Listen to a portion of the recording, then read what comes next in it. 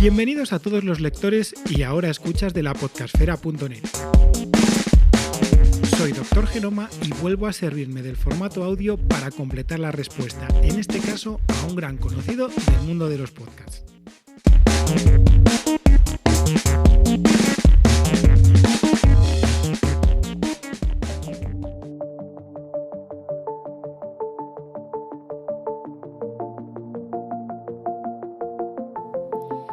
Como he dicho antes, esta nueva publicación en la podcastfera.net viene motivada por un episodio del podcast Al otro lado del micrófono, de nuestro gran referente del podcasting, Jorge Marín Nieto, archiconocido como EOB en el mundo 2.0. Su episodio titulado ¿Nos preocupa demasiado la calidad del audio de nuestros podcasts? Está dedicado a una reflexión que tuvo originada por una nefasta edición del audio que acompañaba al vídeo de una noticia de cierta cadena de televisión. Más allá de la mala idea sobre cómo tratar la noticia, Jorge se dio cuenta que si se escuchaba el sonido de ese vídeo con unos auriculares decentes y no desde la propia televisión, se podía disfrutar del ruido de fondo inadecuado de la redacción de noticias. Volviendo un poco atrás en el tiempo, en el periodo pandémico, todos los que somos amantes del podcasting nos llevamos las manos a la cabeza al observar y sufrir las penosas opciones que utilizaban los grandes medios de comunicación audiovisuales para sobrellevar el teletrabajo. Aparte de, en el caso de medios televisivos, la mala elección de los lugares para tomar la imagen, la iluminación o la colocación de las cámaras, los dispositivos que utilizaban para emitir el sonido de voz solían ser los manos libres de los auriculares que utilizaban con sus móviles. Sí que es verdad que algunos se espabilaron y mejoraron con micrófonos dedicados. Pero tras lo sucedido en la catástrofe coronavírica, esa dejadez a la hora de editar un audio para televisión no me sorprende. Ahora bien, si nos ocupamos de los podcasts exclusivamente, la cosa cambia. Los bien llamados por Jorge creadores de podcast sí creo que deben preocuparse por el sonido de sus episodios. Eso demuestra una preocupación por su público, por sus oyentes.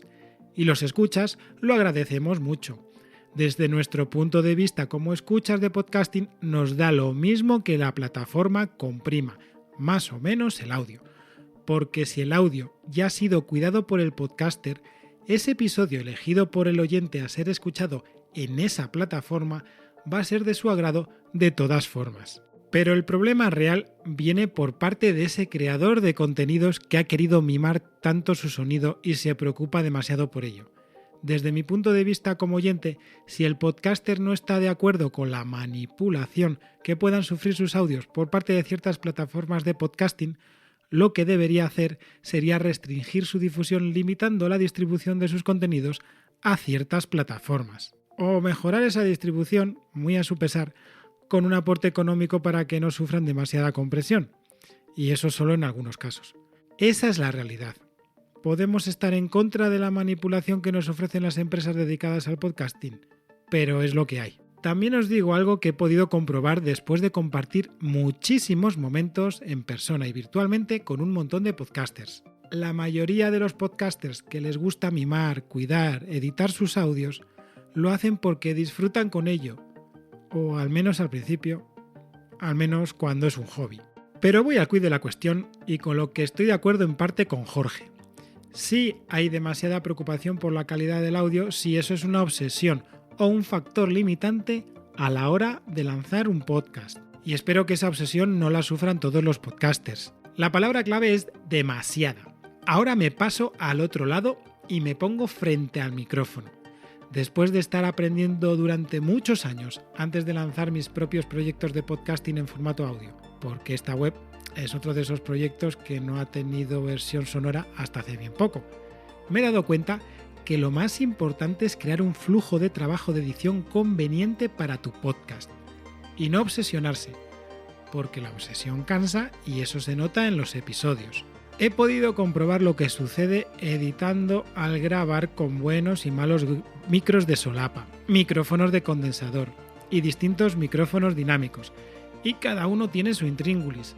En la actualidad es relativamente fácil tener un programa decente para su edición. A ver, No me malinterpretéis todos aquellos que os lo curráis y que trabajáis de esto, que os lo dice alguien que ha estado inmerso en temas de podcasting desde hace más de 18 años. Hay que saber qué tocar. Pero me refiero que demasiada preocupación tampoco es útil. Al final lo importante es que ese audio quede como quiere que le guste al podcaster, pero cuidando la segunda variable, el oyente. Al oyente también hay que cuidarlo. Ahora que el podcasting ya está consolidándose en la sociedad, lo que voy a comentar está sesgado. Yo vengo de un proceso de evolución del podcasting en el que primero importaba más el contenido que la calidad de los audios, y ahora están parejos. Antes era complicado informarse o adquirir herramientas para tener un podcast con cierta calidad de audio. Ahora no. Y si un oyente escucha hoy en día un mal sonido en un podcast, es a causa de la dejadez por parte del podcaster o editor del podcast. Lo que también tenemos que tener en cuenta es este tránsito generacional actual. En muchas ocasiones ocurre que fallos garrafales de edición o adecuación mínima del estudio donde se graba el podcast no son advertidos al creador de podcast, o ellos lo ven como variables que no son significativas a la hora de captar o mantener a sus oyentes porque ellos no lo advierten.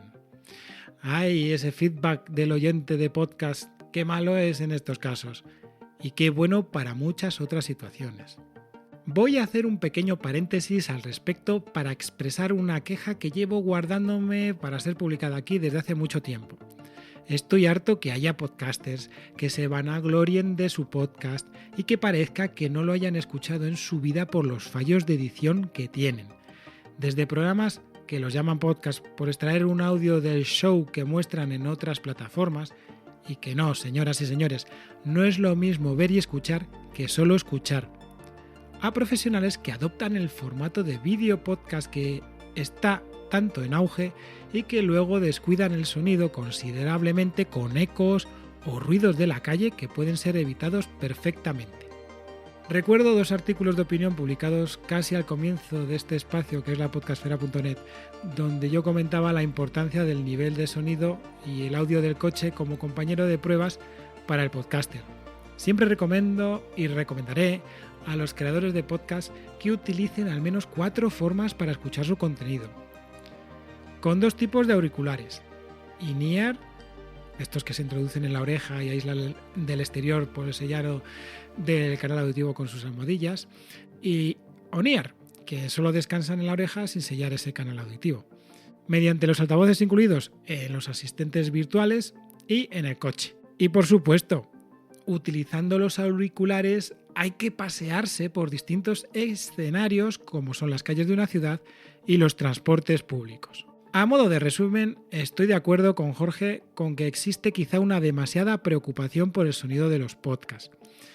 En la diversidad está el gusto y los buenos oyentes distinguimos ese esfuerzo extra y ese mimo en las producciones. Pero amigos creadores de podcast, no os obsesionéis demasiado.